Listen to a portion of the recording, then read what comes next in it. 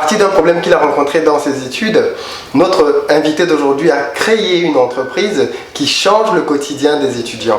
Son projet a le vent en poupe et dans cette vidéo, il nous retrace son parcours et nous explique comment il a fait pour transformer sa frustration en entreprise à succès.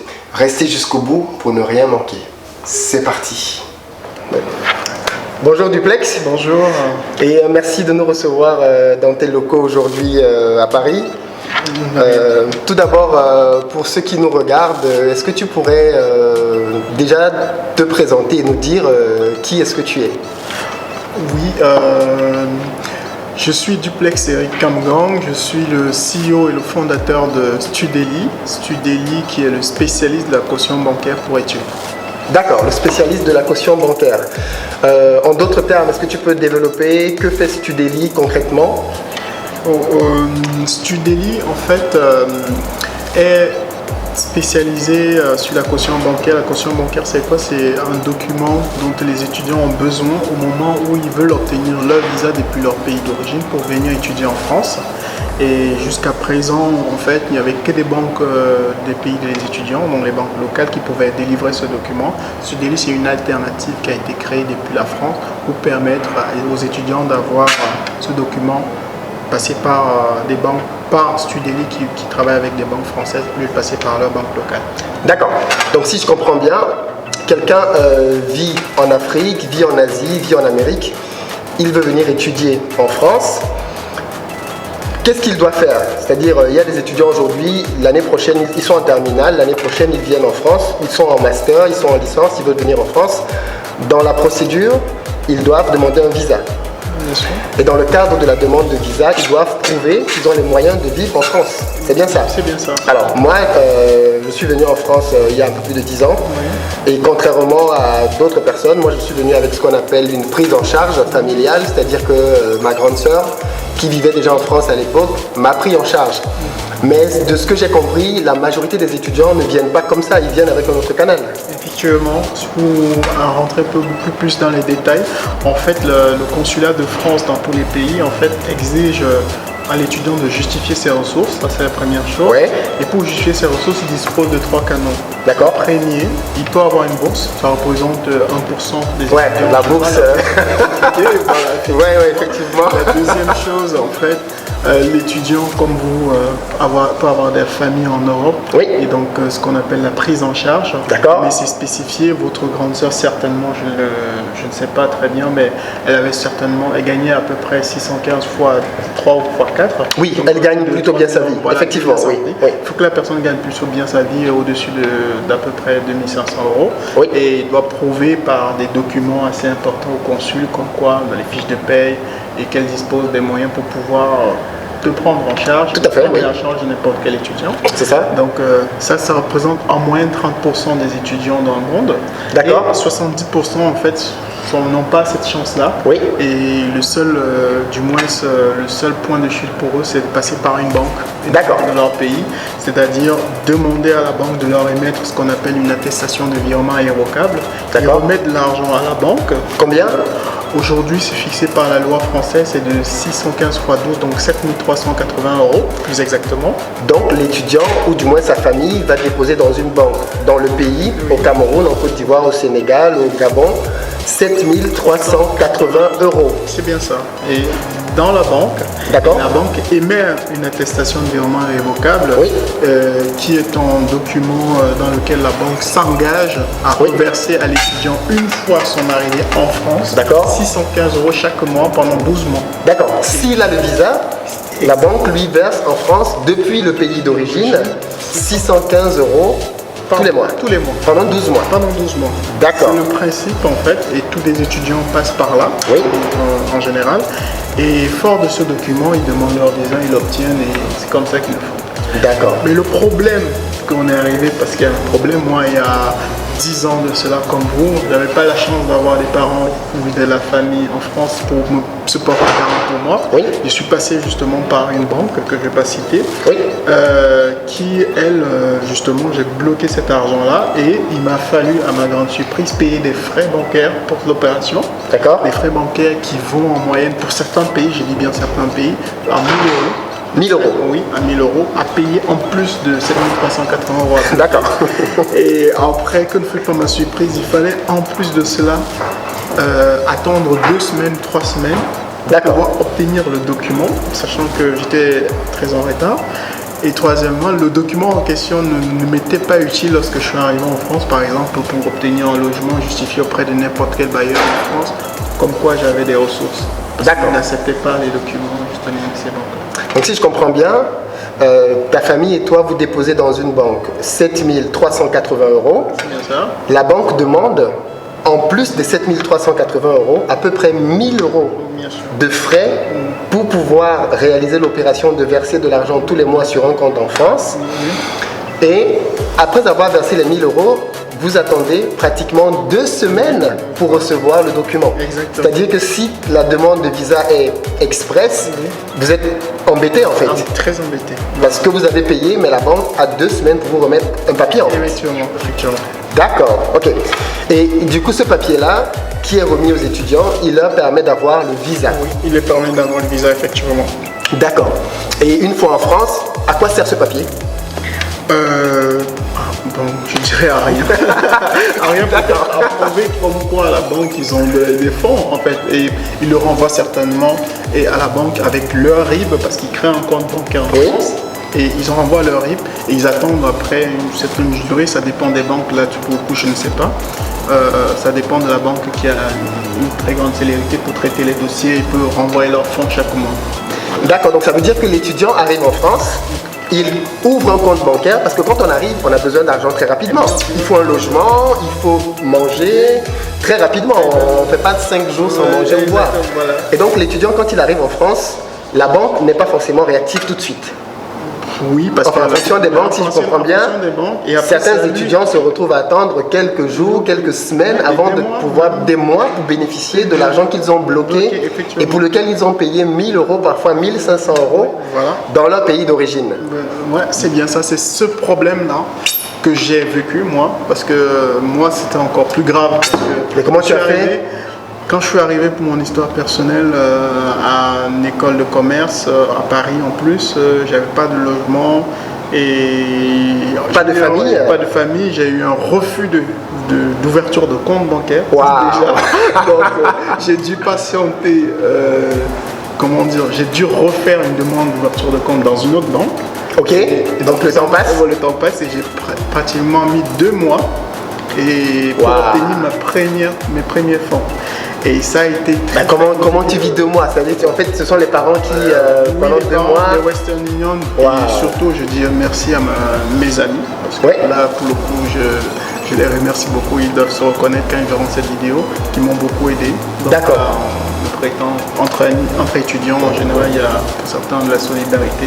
Donc heureusement que tu es venu en France et tu avais des amis, des camarades qui depuis ton pays d'origine étaient venus avant toi et avaient un peu d'argent. Sinon, c'est très grave en fait. Ouais, C'est ouais. très très grave. C'est vraiment grave, mais de ce problème, je me suis dit pourquoi pas trouver du moins une solution Oui. à ça. C'est la première idée que j'ai eue.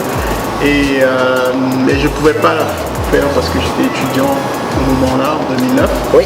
Et après mes études, bien évidemment en France, il fallait m'insérer socialement. Justement, est-ce que tu peux juste nous donner assez rapidement ton parcours, c'est-à-dire dans les grandes lignes, d'où tu viens, qu'est-ce que tu as fait Mon parcours, je vais le résumer assez simplement. J'ai eu un baccalauréat scientifique. Oui. Après mon bac, j'ai fait un BTS en école supérieure de gestion et après j'ai intégré pour moi l'école qui m'est très chère, D'accord. l'Université catholique où j'ai tout appris. L'Université catholique de Yaoundé, d'Afrique centrale, au Cameroun, oui, d'accord. Donc tu es d'origine camerounaise. Je suis d'origine camerounaise et D'accord. dans cette école, c'est magnifique. D'ailleurs, je salue les enseignants, mes profs et toute l'administration et mes amis de l'Université catholique. La Cato. Voilà, exactement, la Cato, où j'ai D'accord. tout appris, je peux dire. D'accord. Et après, fort de mon diplôme à la Cato, je suis venu en France pour faire un master grande école, Oui. économiquement en spécialité finance. D'accord, finance. Voilà. Donc à Schema Business School. À Schema, d'accord, ok. Voilà. Et après Schema. Schema, ils n'ont pas changé de nom? Non, ils étaient plutôt. Ils ont changé de nom pour ça. Pour devenir Schema, c'est ça, Voilà, ok. voilà.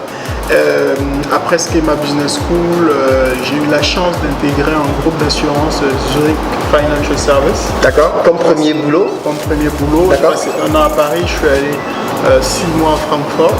Ok, en Allemagne, oui. Et j'avais un besoin, je voulais revenir en France. Oui. Et j'ai intégré l'équipe financement structuré d'EDF. D'accord. EDF Énergie Nouvelle, en fait, c'est une branche du groupe énergie renouvelable de EDF. D'accord. Fait dans l'éolien et le solaire. Très bien. Donc je me suis, je peux dire, éclaté, ça me plaisait énormément. J'ai passé 4 ans et demi, D'accord. j'ai beaucoup plus duré là-bas. Et par un fait de hasard, un jour, en discutant, parce que j'aime discuter avec les nouveaux qui arrivent de France, donc Oui. en tant qu'ancien de l'université catholique, on a des associations. D'accord. Parfois on accueille les nouveaux qui viennent d'arriver. D'accord. Et en discutant avec les nouveaux, ils m'ont fait part, j'ai posé la question par rapport au problème que j'avais. Je me suis rendu compte que le problème était de passer de mal en pire en fait. Ah ouais. Je me suis dit, ah tiens, il y a énorme, ils ont quasiment, il n'y a rien qui a été fait et en plus les frais ont augmenté. Donc il y avait certains étudiants qui payaient 1 500 € de frais. Waouh.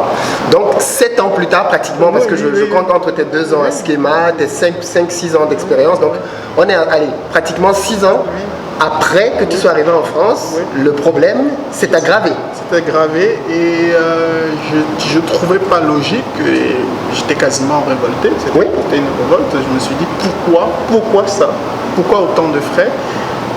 En tant que financier, le calcul est vite fait. Je me suis dit mais comment les étudiants qui n'ont pas beaucoup d'argent Oui, en général entre guillemets payent autant de frais? Ouais, mais c'est à la limite de l'arnaque, quoi. D'accord. Voilà. J'ai compris aussi que à la décharge des banques, le process en fait qui est mis en place me fait avoir ces types de frais là. Donc je me suis dit pourquoi ne pas créer une alternative, surtout que j'étais à un moment où je voulais entreprendre aussi. D'accord. Donc quand j'étais chez EDF, je me suis dit je souhaite changer de boulot, mais j'ai plutôt un profil j'aime le risque, je veux entreprendre, qu'est-ce que je peux faire? Parce qu'avant ça, je reviendrai sur un certain passage, mais j'ai eu à entreprendre avant et j'ai eu des échecs. Mais voilà. Venant même d'un échec, j'ai décidé de commencer en fait l'aventure pour créer Studeli. Et comme une alternative en fait à ces banques-là et avec comme tout entrepreneur qui n'aime pas travailler seul, parce que j'ai mis autour de moi une équipe avec qui on a commencé à travailler sur la question pendant à peu près 1 à 2 ans. D'accord. Pour savoir comment est-ce qu'on devait faire. Mais ça, c'était en parallèle de ton travail chez EDF? Bien sûr. D'accord, donc ça c'est important. Donc tu as eu un projet entrepreneurial, tu n'as pas démissionné tout de suite, tu as commencé à l'étudier, à l'approfondir, à t'entourer, à bâtir ta petite équipe. Exactement. Et à mûrir le projet pendant à peu près 2 ans. Ou on peut dire 1 an et demi. 1 an et demi. D'accord. J'ai d'abord travaillé tout seul. Oui. Pendant à peu près 8 mois. Oui. Et après, je me suis entouré des gens parce que je ne suis pas allé voir les gens avec un papier. Je suis allé voir des gens. J'avais déjà mûri une réflexion, fait Très bien. des choses qui étaient concrètes. Et il fallait maintenant qu'ensemble on associe notre intelligence, nos cerveaux pour pouvoir produire quelque chose de meilleur. Et Tout à fait. ce qu'on a fait d'ailleurs. Oui. Et Ce que tu dis est très pertinent parce que ça, justement, c'est l'un des thèmes d'une vidéo que j'ai faite dans laquelle j'expliquais. Vous pouvez regarder la vidéo. Que ça ne sert à pas grand chose d'aller voir, d'aller se présenter pour parler d'une idée. Il faut venir avec quelque chose de concret, c'est-à-dire si notre produit, si l'idée qu'on a de business, c'est un produit, il faut venir avec un prototype si possible pour présenter le prototype aux potentiels acheteurs de ce produit-là. Et si c'est un service, il faut venir avec des éléments concrets de la solution et pas juste des chiffres sur une feuille. Donc ça prouve ce que tu as fait en fait. Bien sûr, parce que j'avais déjà une idée de ce que je souhaitais faire. Et l'idée de départ, je ne vous cache pas qu'elle a tellement changé de ce qu'elle est aujourd'hui. Elle a tellement changé, mais c'est grâce à l'équipe aussi. Donc c'est pour ça que moi, personnellement, moi, je ne peux pas bosser seul. J'ai échoué des boîtes avec des personnes et je continue à travailler avec les autres. Bien sûr. Toujours pour moi. C'est-à-dire, ce n'est pas parce qu'avec certaines personnes ça a échoué que tu as décidé de ne plus travailler avec des gens. Exactement. Parce qu'il y a des gens qui font cette erreur, c'est-à-dire, ils prennent une personne, ça échoue, et ils disent, bon, mais comme ça échoue avec une personne, je ne travaille plus avec d'autres personnes. Donc, Philippe, ça a été un élément hyper capital pour moi, le fait que je voulais travailler avec des gens. Et quand je les ai associés, 8 mois plus tard, ayant mûri le projet, ils ont tout de suite compris. C'était pour moi les premiers acheteurs du projet, entre guillemets. Et on s'est mis ensemble, on a mis notre intelligence et on a produit quelque chose d'intéressant. Et ça a abouti à la création d'une société. Très bien. Sans avoir de produit en ce moment, hein, parce que avant de commencer à avoir des bureaux et tout ça, il fallait créer une société légale, commencer à chercher. Dans mon cas, il y a beaucoup entre guillemets de la R&D, mais c'est du service, mais il y a de la R&D à faire. D'accord. Pour nous, la R&D, c'est beaucoup du partenariat, trouver, se faire connaître un tout petit peu pour faire du lobbying aussi. D'accord. Et une fois que ça a été fait, je dirais en fin 2016, ça a été on a lancé la société en mai 2016. En fin 2016, ça a été le grand lancement de la commercialisation du produit en janvier 2016. Janvier 2017. D'accord. Donc depuis, vous êtes sur le marché en termes de commercialisation depuis janvier 2017. Donc en fait, depuis à peu près un an, un peu plus d'un an. D'accord. Et aujourd'hui, quelle est la solution définitive? Oui, vas-y. Et pourtant, j'ai commencé à travailler le projet en 2014. Donc. Ah oui, effectivement, d'accord, oui. Ok, oui, très important. La fin 2014. Très intéressant. Donc en fait, vous avez pris votre temps, vous ne vous êtes pas précipité? C'est pas un problème de précipitation, c'est un problème d'étude. Certains projets peuvent se lancer très vite, mais le nôtre, il y a beaucoup de composantes. Il y a beaucoup d'études derrière. Il y a aussi des composantes qu'il faut prendre en compte. Et aussi, à un moment, il faut accélérer quand tous les éléments, les pièces du puzzle sont réunies. D'accord. Il faut accélérer. Donc, c'était le cas, c'était notre cas. Et nous, on n'est pas dans un monde, on est dans un monde hyper réglementé. Oui, j'imagine, la finance, oui. Voilà, c'est pas. Obtenir certains agréments nous demande beaucoup de temps aussi. D'accord. Et donc aujourd'hui, Studeli, dans sa version actuelle, propose concrètement quoi aux étudiants? Studeli, dans la version actuelle, propose déjà pas mal de choses, notamment bien sûr l'attestation en question. Aujourd'hui, l'étudiant, j'ai parlé des 3 problèmes pour les banques. La solution que nous on apporte concrètement, c'est qu'on permet à l'étudiant d'avoir le même document de la même façon, c'est-à-dire il nous bloque les fonds chez Studeli au lieu de bloquer dans une banque locale. Dans une banque soit locale, soit il nous confie, soit il verse une autre banque en France. D'accord. Et nous on lui émet l'attestation parce qu'on a un bureau, une présence dans son pays. D'accord.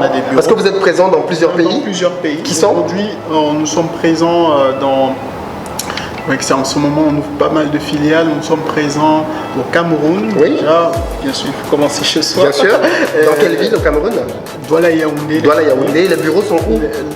Plus exactement, les bureaux sont précisément à Douala, à quoi près de l'Institut français, et à Yaoundé à Bastos. D'accord. Au Carrefour Bastos. D'accord. Et là, on est présent au Mali. Au Mali, à Bamako. À peu près où au Mali?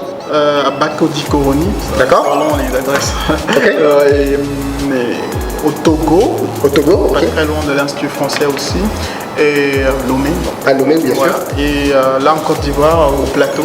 À Côte d'Ivoire, oui, bien sûr. Au Plateau, au centre des affaires. D'accord. Et nous sommes présents là en Tunisie. En Tunisie, ok. Et on ne sont pas très loin de l'Institut français non plus. D'accord. Et au Maroc, nous sommes présents à Rabat. À Casablanca et Rabat. Ok. Et au Sénégal, voilà. Au Sénégal. Dakar, voilà. À Dakar. Voilà. Donc en fait, en un an, vous avez déjà ouvert pratiquement 7 bureaux. Oui, aujourd'hui, nous sommes déjà pour un an et demi, 7 bureaux. En un an et demi, 7 bureaux, mais c'est énorme. C'est notre modèle qui veut ça. Oui.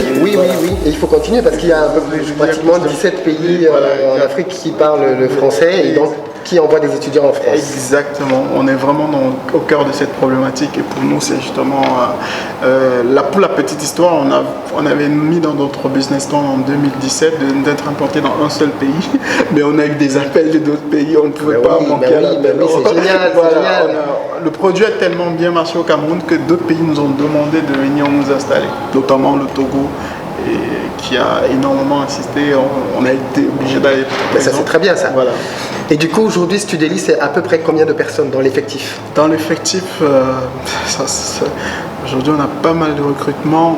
Je dirais aujourd'hui à Paris, en France, nous sommes 12.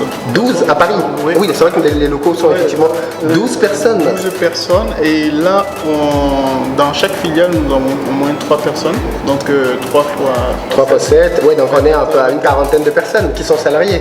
Oui, on a des contrats de stage, des stagiaires aussi. Des salariés. D'accord, on est ok. tout mélangé. Oui, au total, d'accord. Et aujourd'hui, il y a à peu près un an de travail, depuis janvier, vous avez réalisé à peu près quel chiffre d'affaires? Aujourd'hui, ce que nous on a réalisé comme chiffre d'affaires, je préfère niveau groupe. Oui, bien sûr. On est à peu près à 200 000 euros. 200 000 euros en un an d'activité, mais ce sont de bons chiffres. Oui, on est très content. Déjà, on remercie nos clients et qui eux également sont contents. Oui, voilà, c'est ça l'avantage. Parce qu'aujourd'hui, comme je disais sur la solution, ils économisent chez nous en moyenne 500 euros par étudiant.